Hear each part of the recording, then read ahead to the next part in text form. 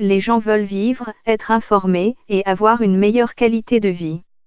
Alors que les objectifs en matière de changement climatique stimulent la demande d'énergie renouvelable, les entreprises sont en compétition dans le but de trouver des moyens intelligents pour exploiter l'énergie.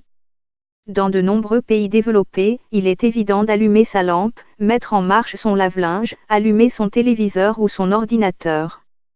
Mais dans la plupart des pays en développement, les gens ont de plus en plus besoin d'énergie, mais se retrouvent bien souvent otages des pannes d'électricité. Toutes les alimentations électriques sont intermittentes, dans une plus ou moins grande mesure. Mais par sa nature, la production d'énergie renouvelable peut donner trop ou trop peu d'énergie pour satisfaire la demande à tout moment. C'est pourquoi la hausse des énergies renouvelables devrait également conduire à un boom dans le stockage de l'énergie, parce que l'énergie stockée peut être utilisée pour aplanir ces fluctuations de l'offre. Je pense que le besoin de stockage commence vraiment quand on comprend à quel point c'est dur de fabriquer de l'électricité, explique Benjamin Sovacool, professeur de politique énergétique à l'Université du Sussex. Même si environ 176 pays ont maintenant une politique énergétique propre, le monde dépend toujours du pétrole, du gaz et du charbon, des combustibles fossiles qui, selon les climatologues, auront des impacts graves, omniprésents et irréversibles sur les populations et les écosystèmes. Le professeur John Goodenough, pionnier scientifique, affirme que l'humanité doit fondamentalement repenser la manière dont elle produit et stocke l'énergie.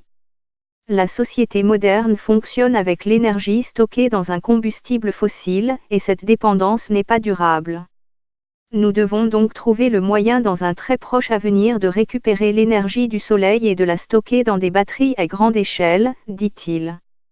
L'universitaire de 95 ans, dont le travail à la fin des années 1970 a conduit à l'invention de la batterie au lithium-ion, travaille toujours sur la technologie de la batterie à l'Université du Texas à Austin. Le problème est que, après l'avoir convertie en énergie électrique, vous devez stocker la puissance afin de pouvoir l'utiliser pour répondre à une demande variable. Et, comme le souligne le professeur Goodenough, les grandes batteries lithium-ion ont leurs inconvénients. Les gens doivent être très prudents, par exemple, la voiture Tesla contient 7000 cellules, qui doivent être toutes gérées. Tesla a investi dans la technologie et la production de batteries à cause de ses voitures électriques et a maintenant opté pour le stockage à grande échelle dans un endroit qui souffre de panne d'électricité, activant récemment la plus grande batterie lithium-ion au monde à Hornsdale en Australie. Les voitures électriques peuvent également être utilisées comme réserve d'énergie. Les constructeurs automobiles tels que Nissan, BMW et Honda explorent des projets de véhicules à réseau avec des sociétés d'énergie et de logiciels. À Frederiksberg au Danemark, Nissan collabore avec la société de services publics locaux Frederiksberg Forsyning, la société de logiciels NUV et la société énergétique italienne Enel. Frederiksberg Forsyning a remplacé 19 de ses véhicules par des fourgonnettes toutes électriques Nissan et a équipé 10 points de frais spéciaux bidirectionnels. Ces ingénieurs démarrant leurs véhicules le matin, peuvent travailler toute la journée et ramènent les véhicules au point de charge dans l'après-midi. Après cela, les batteries sont à la disposition du réseau électrique domestique. Le logiciel de NUV, qui a été développé à l'Université du Delaware aux États-Unis, se connecte au réseau et surveille constamment ses besoins énergétiques. S'il y a une fluctuation de puissance, il peut faire appel à plusieurs batteries de son système, pour le ravitailler en quelques secondes. Nous appelons cela une centrale électrique virtuelle, explique Mark Trahand, directeur des opérations de NUV en Europe.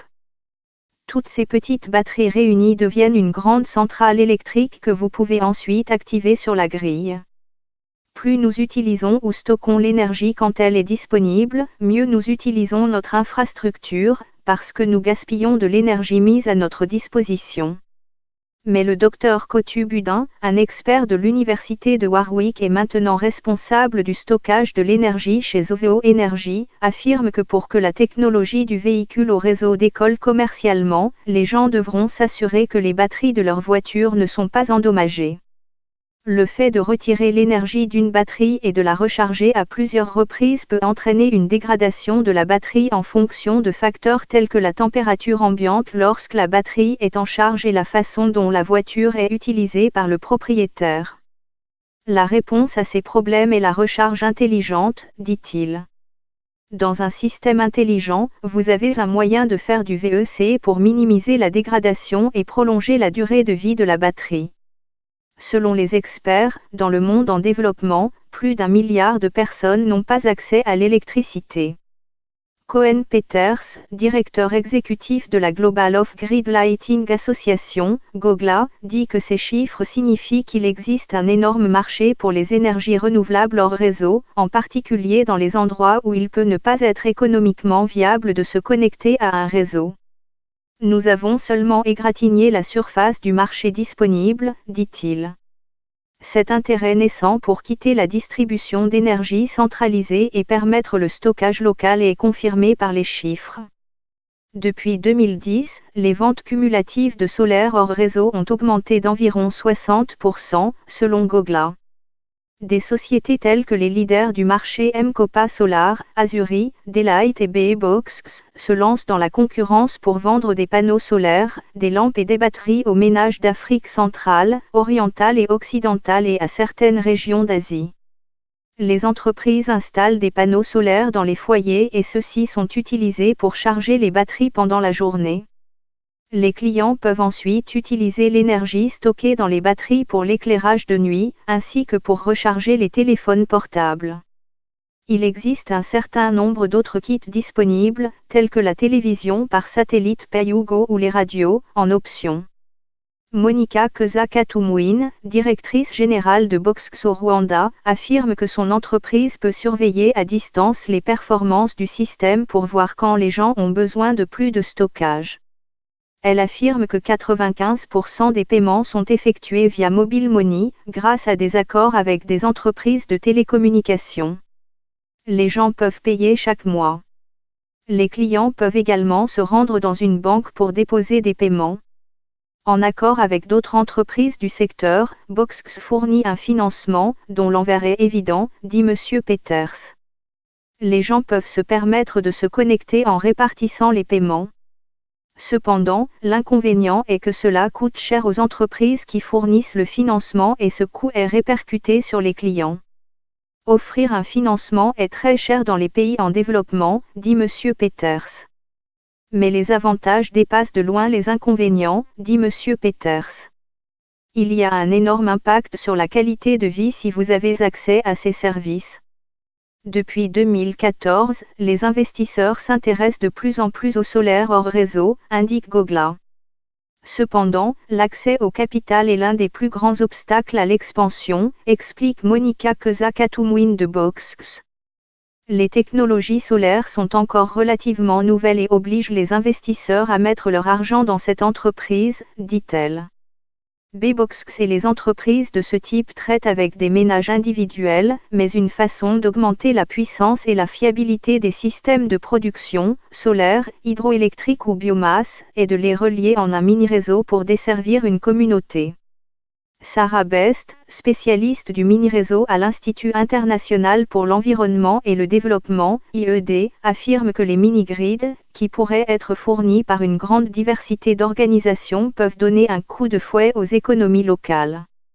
Le besoin mondial d'énergie ne fera que croître au fur et à mesure que la population mondiale augmente, et la demande devrait augmenter davantage en Inde, en Chine et en Afrique jusqu'en 2040.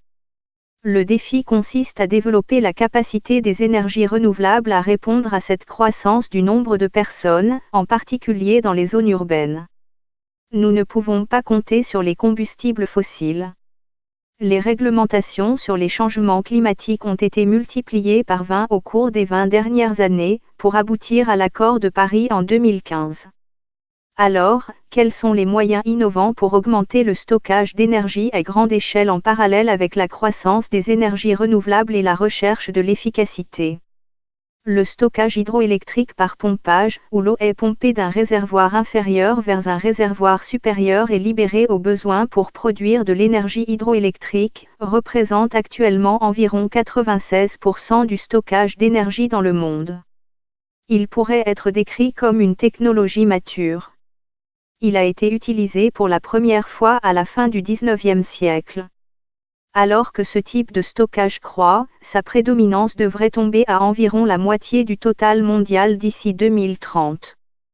Pendant ce temps, d'autres formes de stockage d'énergie émergent, selon l'Agence internationale pour les énergies renouvelables, IRENA. Ravi Mangani, directeur du stockage de l'énergie chez Griantech Media, pense que d'autres idées de stockage méritent d'être explorées. L'air comprimé est une technologie intéressante, dit-il. Cela peut être une forme de stockage en vrac. ALAKS, en Suisse, est l'une des entreprises qui a étudié l'air froid comprimé. Elle a percé un trou dans le flanc d'une montagne pour stocker de l'air qui peut être utilisé pour alimenter une turbine. D'autres technologies telles que le stockage de l'air froid devront prouver au marché qu'elles sont tout aussi fiables que les technologies plus établies, dit-il. Mais IVA Power Storage, fondé au Royaume-Uni en 2005, est convaincu par le potentiel de l'air froid et développe une technologie différente qui, selon elle, est une première mondiale et peut être localisée à peu près n'importe où. En utilisant la réfrigération, l'entreprise refroidit l'air jusqu'à ce qu'il soit liquide à moins 196 degrés Celsius. La liquéfaction est une technologie éprouvée, mais IVA l'a fait passer à un niveau supérieur. À l'usine de stockage d'énergie de Pilsworth à Bury, près de Manchester, l'entreprise a construit une usine de démonstration qui utilise la chaleur générée par la combustion des gaz résiduaires pour réamorcer l'azote liquide, l'un des principaux gaz dans l'air ambiant. Il est ensuite poussé à travers une turbine de détente qui entraîne un générateur et remet l'électricité sur le réseau. L'usine devrait être connectée au réseau britannique dans les 2 prochains mois. Stuart Nelm, directeur de l'ingénierie du cabinet, affirme que le marché du stockage est encore en phase de développement. Globalement, le monde se rend compte que la véritable échelle de la grille, le stockage de longue durée est une exigence si nous voulons aller vers un avenir décarbonisé, et cette technologie jouera un rôle clé dans cela. L'air liquéfiant signifie que de grandes quantités d'énergie peuvent être stockées sur de longues périodes. Tous les experts ne sont pas convaincus par des technologies de stockage d'énergie relativement peu éprouvées. Le professeur Sovakol pense que le stockage d'énergie liquide dans l'air, l'AES, est prometteur, mais en général il est sceptique quant aux